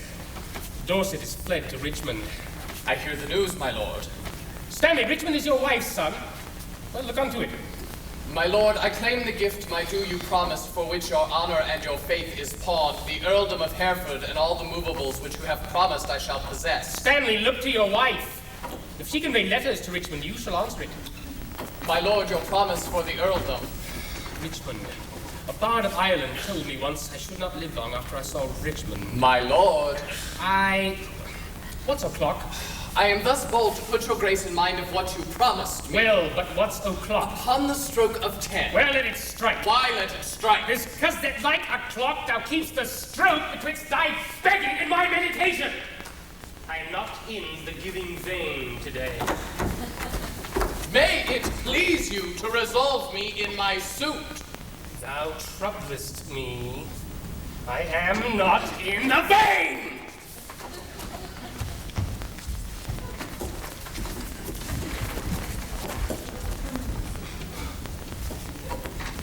And is it thus?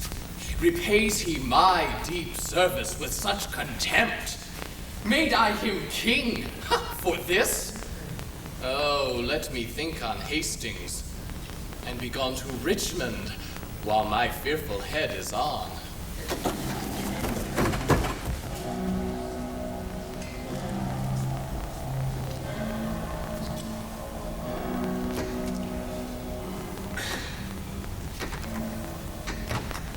The tyrannous and bloody act is done. The most arch deed, a piteous massacre that ever yet this land was guilty of. A book of prayers on a pillow laid, which once I promised almost changed my mind. But oh, the devil. These hands have smothered the most replenished, sweet work of nature that from prime creation ere she framed. Both children gone, and I filled with remorse. I cannot speak. I must leave them both to bear this tidings to the bloody king. And here he comes. All help, my sovereign lord. Kind Tyrrell, am I happy at thy news? If to have done the thing you gave in charge, beget your happiness. Be happy then, for it is done. Did you see them dead? I did, my lord. And buried, gentle Tyrrell? The chaplain of the tower hath buried them. But where, to say the truth, I do not know. Come to me, Tyrrell, soon at after supper, when thou shalt tell the process of their death. Meantime, but think how I may do thee good, and be inheritor of thy desire. Farewell till then. I humbly take my leave. The sons of Edward sleep in Abraham's bosom, and Anne, my queen, hath bid this world good night. As for Elizabeth, my brother's daughter, to her go I, a jolly, thriving wooer. My lord. Good or bad news thou comest in so bluntly? Bad news, my lord. Ely is fled to Richmond, and Buckingham, back with the hardy Welsh, is in the field, and still his power increaseth. Ely with Richmond troubles me more near than Buckingham with his rash-levied strength. Go, muster men! My counsel is my shield. We must be brief when traitors brave the field.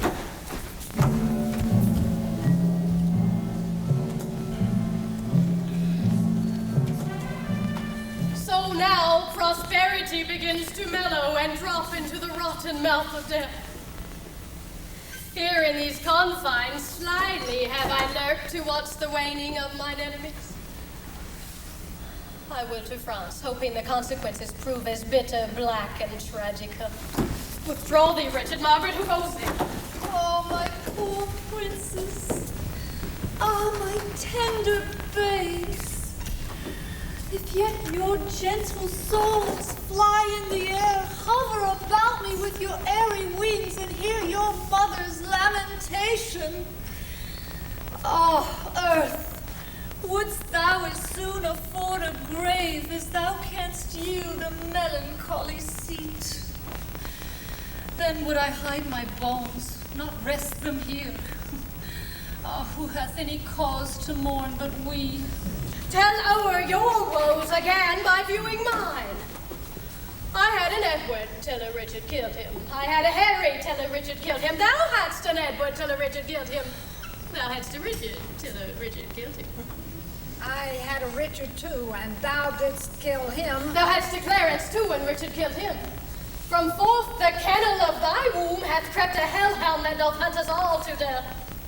O upright, just, and true disposing God, how do I thank thee that this carnal cur preys on the issue of his mother's body, and makes her pew fellow with others' moan.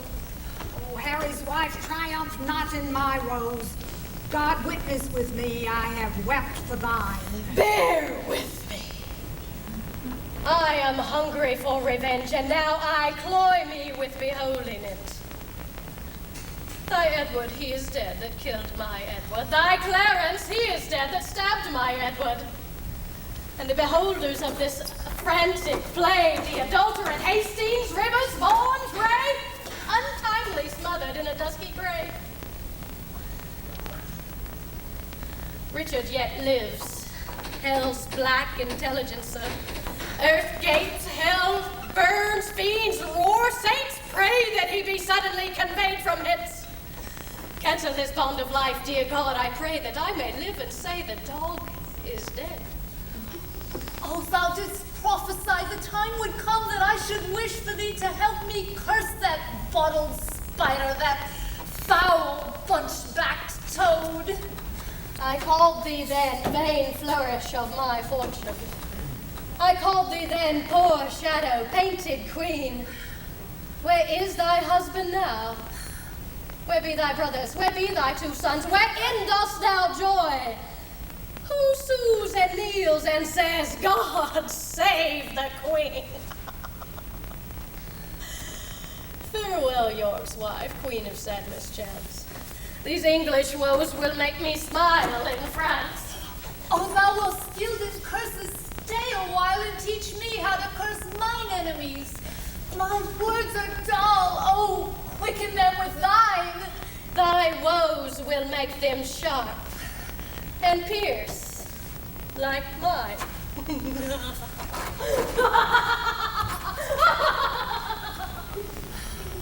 should calamity be full of words? Poor breathing orators of miseries. Let them have scope. Though what they will impart help nothing else, yet do they ease the heart. Then be not tongue-tied. Go with me. And in the breath of bitter words, let smother my damned son that thy too sweet son smothered. The trumpet sounds, be copious and exclaims. And Richard! Richard! Intercept me in my expedition. Tell me, thou villain slave, where are my children? A flourish, trumpets! Strike alarm, drums! Let the heavens hear these telltale women rail on the Lord's anointed. Strike, I say! Richard, art thou my son? I thank God, my father, and yourself. Then patiently hear my impatience. Let me speak. Do, but I'll not hear. I will be mild and gentle in my words. And brief, good mother, for I am in haste. Hear me a word, for I shall never speak to thee again. So? Either thou wilt die by God's just ordinance, ere from this war thou turn a conqueror, or I with grief and extreme age shall perish, and nevermore behold thy face again. Therefore take with thee my most grievous curse. My prayers on the adverse party fight, and there the little souls of Edward's children whisper the spirits of thine enemies, and promise them success and victory. Bloody thou art, bloody will be thy end. Shame serves thy life, and doth thy death attend. Though far more cause, yet much less spirit to curse abides in me. I say amen to her. Today, madam, I must talk a word with you. I have no more sons of the royal blood for thee to slaughter. For my daughters, Richard, they shall be praying nuns, not weeping queens, and therefore level not to hit their lives. You have a daughter called Elizabeth. Virtuous and fair, royal and gracious. And must she die for this? Oh, let her live. And know that from my soul I love thy daughter, and do intend to make her Queen of England. Well, then who dost thou mean shall be her king? Even he that makes her queen, who else should be? What, thou? Hi, how things are? How canst thou woo her? That will I learn of you. And wilt thou learn of me? Madam, with all my heart. Sent to her by the man that slew her brothers, a pair of bleeding hearts. Thereon engraved Edward and York. Then haply will she weep. Therefore present to her a handkerchief, which say to her did drain the purple sap from her sweet brother's body, and bid her wipe her weeping eyes withal. If this inducement move her not to love, send her a letter of thy noble deeds. Tell her thou madest away her uncle Clarence, her uncle Rivers, aye, and for her sake madest quick conveyance with her good Aunt Anne. You mock me, madam. This is not the way to win your daughter. There is no other way, unless thou couldst put on some other shape and not be Richard that hath done all this. Say that I did all this for love of her. Nay, then indeed she cannot choose but hate thee, having bought love with such a bloody spoil. Look, what is done cannot be amended. If I did take the kingdom from your sons, to make amends, I'll give it to your daughter. To quicken your increase, I will beget mine issue of your blood upon your daughter. Your children were vexation to your youth. Mine shall be a comfort to your age. The loss you have, but a son being king. By that loss, your daughter is made queen. I cannot make you what amends I would, therefore accept such kindness as I can. Again shall you be mother to a queen. We have many goodly days to see. The liquid drops of tears that you've shed shall come again transformed to orient pearl. Go then, my mother. Let thy daughter go. Prepare her ears to hear a wooer's tale. Put in her tender heart the aspiring flame of golden sovereignty. Acquaint the princess with the sweet, silent hours of marriage joys. And when this arm of mine hath chastised the petty rebel, dull-brained Buckingham, bound with triumphant garlands will I come and lead your daughter to a conqueror's bed. What were I best to say? Her father's brother would be her lord, or shall I say her uncle? Oh, he that slew her brothers and her uncles. say she shall be a high and mighty queen. To wail the title as her mother doth. Say I will love her everlastingly. But how long shall that title ever last? As long as heaven and nature lengthens it. As long as Helen Richard likes of it. Be eloquent in my behalf to her. An honest tale speeds best being plainly told. Then plainly to her tell my loving tale. Plain and not honest is too harsh a style. Your reasons are too shallow and too quick. Oh no, my reasons are too deep and dead. Too deep and dead, poor infants in their graves. Harp not on that string, madam, that is past. Harp on it still shall I till heartstrings break. Now by my George, my garter, and my crown, I swear... By nothing, for this is no oath. Thy George profane, thy garter blemished, thy crown usurped. Well then, by God. God's wrong is most of all. If thou hadst feared to break an oath by him, the imperial medal circling now thy head had graced the tender temples of my child, and both the princes had been breathing here, which now two tender bedfellows for dust thy broken faith hath made the prey for worms. What canst thou swear by now? The time to come. As I intend to prosper and repent, I'll win indeed your beauteous, princely daughter. In her consists my happiness and thine. Without her falls to myself and thee, herself to land, and many a Christian soul, death, desolation, ruin, and decay. It cannot be avoided but by this. It will not be avoided but by this.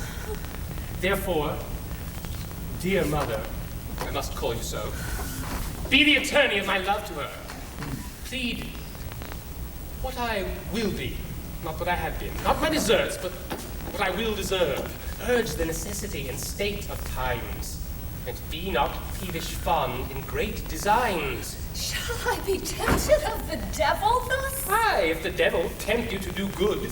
Shall I forget myself to be myself? Aye, if thyself's remembrance wrong thyself. Yet thou didst kill my children. But in your daughter's womb I'll bury them, and in that nest of spicery they will breed selves unto themselves, to your recomforture. Shall I go win my daughter to thy will? And be a happy mother by the deed. I go. Write to me very shortly, and you shall understand from me her mind. Bear to her my true love's kiss. Farewell. Relenting fool, shallow changing woman. Most mighty sovereign, on the western coast right at the puissant navy, it's thought that Richmond is their admiral, and there they haul, expecting but the aid of Buckingham to welcome them ashore. Some lightfoot friend close to the Duke of Norfolk. Thyself, or Catesby, where is he? Here, my good lord. Catesby, fight to the Duke. I go, my lord, with all convenient haste. Grafton, close to Salisbury, when thou comest thither. Dull, unmindful villain, why stayst thou here and goest not to the Duke? First, my liege, tell me your highness's pleasure, what from your grace I shall deliver unto him. True, good Catesby. Bid him levy straight the greatest strength and power they can make, and meet me suddenly at Salisbury. I go. What may it please you shall I do at Salisbury? Why, what must thou do there before I go? Your highness told me to post before. My mind is changed. Lord Stanley, what's the news? None to please you with the hearing, my lord. Richmond is on the sea, stirred up by Dorset, Buckingham, and the Welsh. He makes for England here to claim the crown. Is the chair empty? Is the sword unswayed? Is the king dead? The empire unpossessed? What heir of York is there alive but we? And who is England's king but great York's heir? Then tell me, what makes he upon the seas? Unless for that he comes to be your liege. How wilt revolt? Fly to him, I fear. No, my lord. Therefore mistrust me not. Please, your majesty, give me leave, and I'll muster up my friends and meet your grace where and what time your majesty pleases. Aye, thou wouldst be gone to join with Richmond, but I'll trust not thee. Most mighty sovereign, thou have no cause to hold my friendship doubtful. I never was, nor never will be false. Go, muster men. Leave behind your son, George Stanley.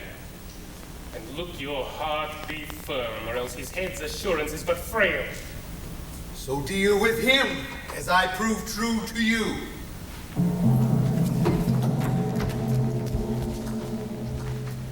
My gracious sovereign, Now in Devonshire, Sir Edward Courtney and the haughty prelate, Bishop of Exeter, his elder brother with many more confederates are at arms. In Kent, my liege, the guild lords are in arms, and every hour more competitors flock to the rebels, and their power grows strong. My lord! The army of great Owls, lucky owls! Nothing but swords of death! Take no back to them, it's better news. The news I have to tell your majesty is that by sudden flood and fall of waters, Buckingham's army is dispersed and scattered. He himself has wandered away alone. No man knows whither.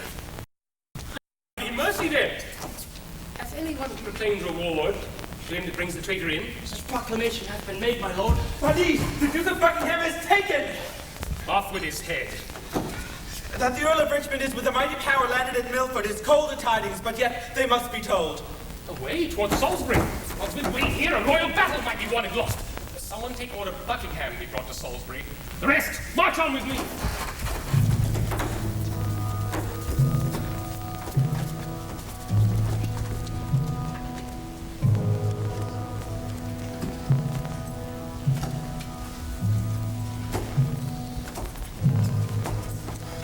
Will not King Richard let me speak with him?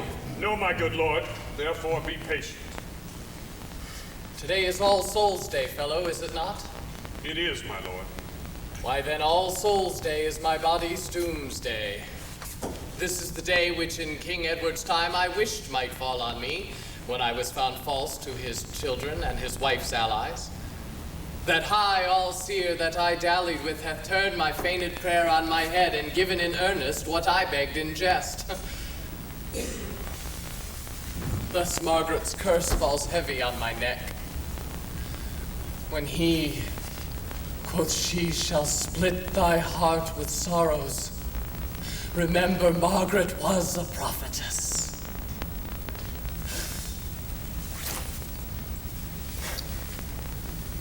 Come lead me, officers, to the block of shame.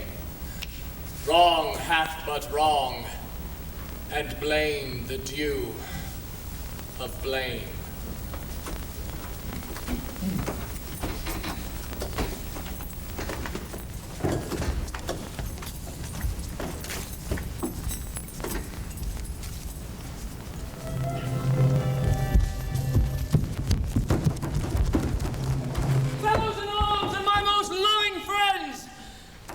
Underneath the yoke of tyranny, thus far into the bowels of the land have we marched on without impediment.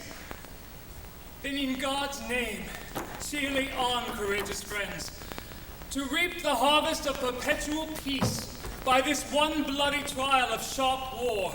Every man's conscience is 1,000 men to fight against this guilty homicide. I doubt not that his friends will turn to us. Richard has no friends but friends for fear, which in his dearest need will fly from him. All for our vantage. Then in God's name march. True hope is swift and flies on swallows' wings. Kings it makes gods, and meaner creatures kings. Here will I lie tonight, even here in Bosworth Field. My gentle Catesby, why dost thou so sad? My heart is 10 times lighter than my looks. My lord of Norfolk! Here, my lord. We must have knots, must we not? We must both give and take, my loving lord. Here will I lie tonight. But where tomorrow? Well, all's one for that. Who hath described the number of the traitors? 6,000 or 7,000 is the utmost power. Why, our battalions treble that account. Up with the tent! Come, noble lords and gentlemen. Let us survey the vantage of the field. Let's lack no discipline, make no delay. For lords, tomorrow's a busy day. The weary sun hath made a golden scent. Bring me some ink and paper into my tent. I'll draw the form and model of our battle. Yet, one thing more, good captain, do for me. Where is Lord Stanley quartered, do you know? His regiment lies half a mile south, at least, from the mighty power of the king. Sweet Blunt, make some good means to speak with him, and give him to me this most needful note. Upon my life I'll undertake it, my lord, and may God grant you quiet rest tonight. Good night, sweet Blunt. Come, gentlemen, let us discuss tomorrow's business. Into my tent, the dew is raw and cold. o'clock? It's supper time, my lord. It's 9 o'clock. I will not sup tonight. Give me some ink and paper. Good Norfolk, I did I charge? I go, my lord. Use careful watch, choose trusty sentinels. Stir with the lark tomorrow, gentle Norfolk. I warrant you, my lord. Catesby, saddle white Surrey for the field tomorrow. Look that my staves be sound and not too heavy. Ah, is your paper ready? It is, my lord. Set it down. Give me a bowl of wine. I have not that alacrity of spirit nor cheer of mind that I was wont to have. Set it down. Bid my guard watch. Leave me. Catesby, about the mid of morning, about the mid of night, come to my tent and help to arm me. Leave me, I say.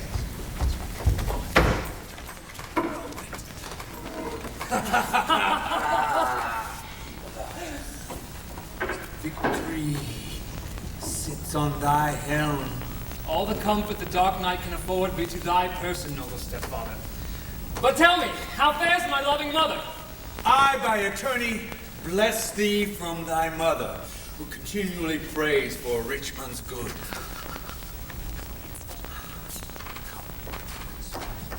Prepare thy battle early in the morning.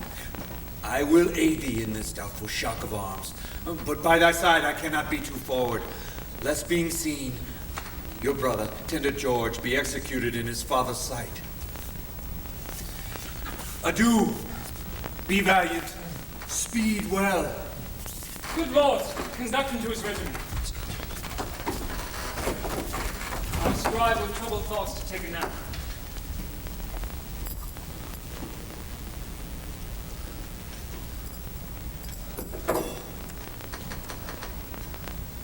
O thou, whose captain I do account myself, look on my forces with a gracious eye. Make us thy ministers of chastisement, that we may praise thee in the victory. To thee do I commend my watchful soul, ere I let fall the windows of mine eyes. Sleeping and waking, O defend me still.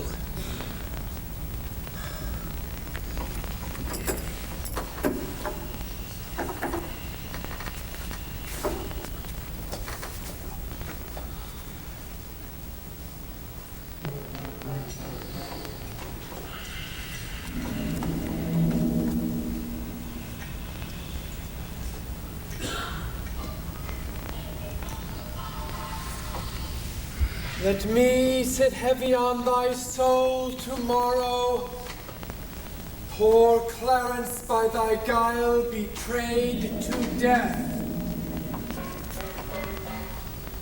Tomorrow in the battle think on me and fall thy edgeless sword.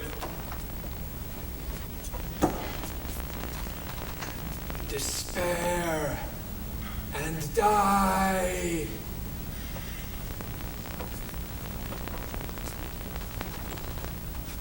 Thou offspring of the house of Lancaster, the wronged heirs of York do pray for thee.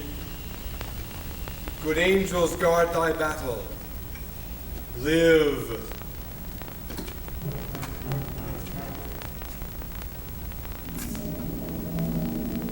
And flourish. Let me sit heavy on thy soul tomorrow. Rivers that died Pomfret, despair and die. Think upon Gray, and let thy soul despair. Awake, think of wrongs, and Richard's bosom will conquer him. Arise and win the day.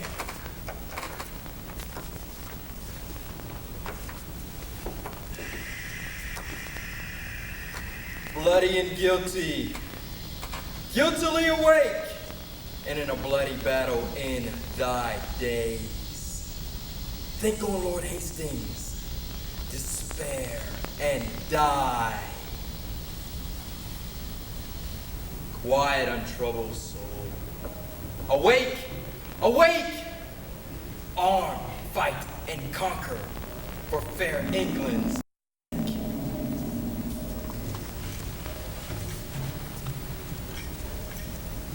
Dream, all my cousins smothered in the tower. Thy nephew souls bid thee despair and die. Sleep, Richmond, Sleep in peace. and wake in joy. Good angels guard thee From the boar's annoy.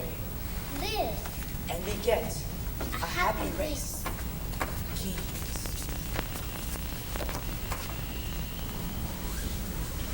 Richard, thy wife, that wretched Anne, thy wife, that never slept a quiet hour with thee, now fills thy sleep with perturbations.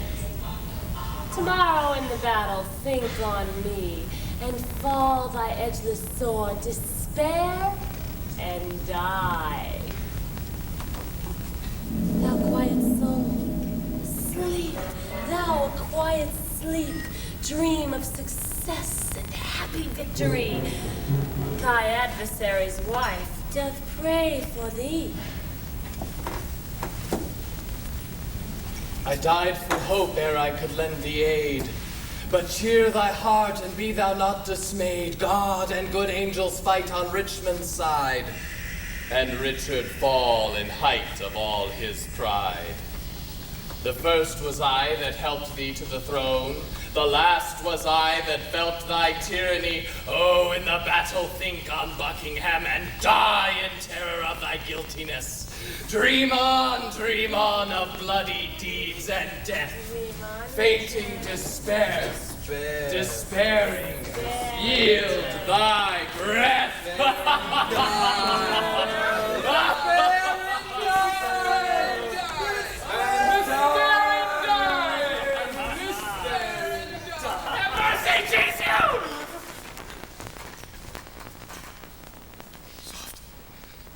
I did but dream. Oh, coward conscience, how dost thou afflict me? Lights turn blue. 'Tis now dead midnight. Cold, fearful drops stagger my trembling flesh. Why, what should I fear? Myself? There's none else by. Richard loves Richard. That is, I am I. Is there a murderer here? No. Yes. I am.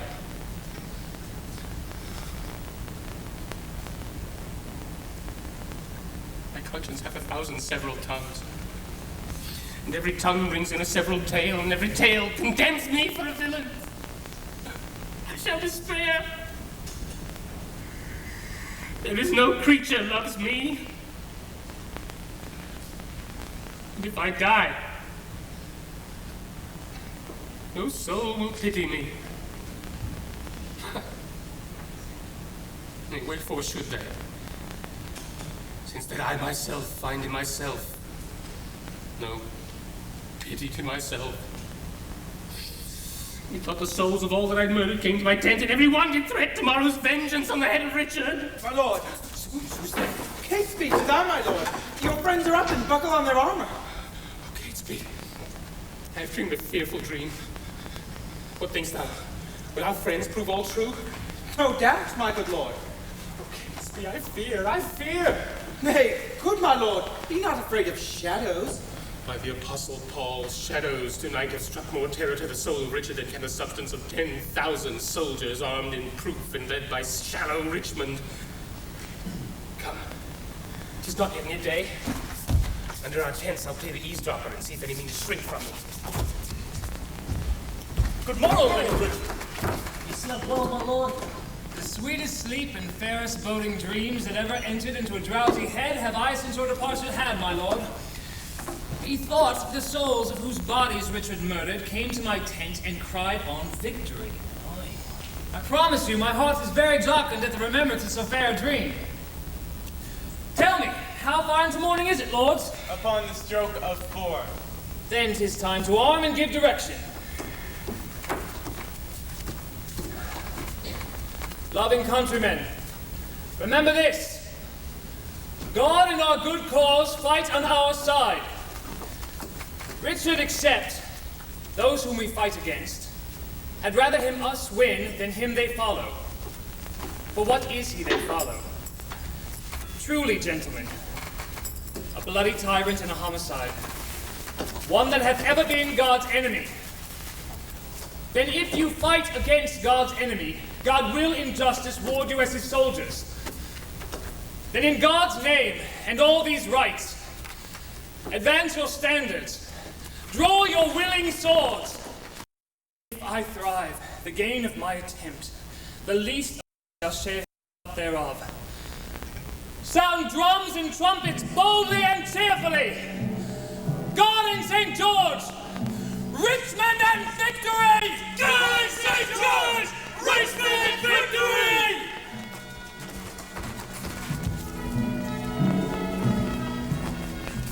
What said Northumberlanders touching Richmond? He said that he was not trained up in arms. He spoke the truth. What said Surrey then?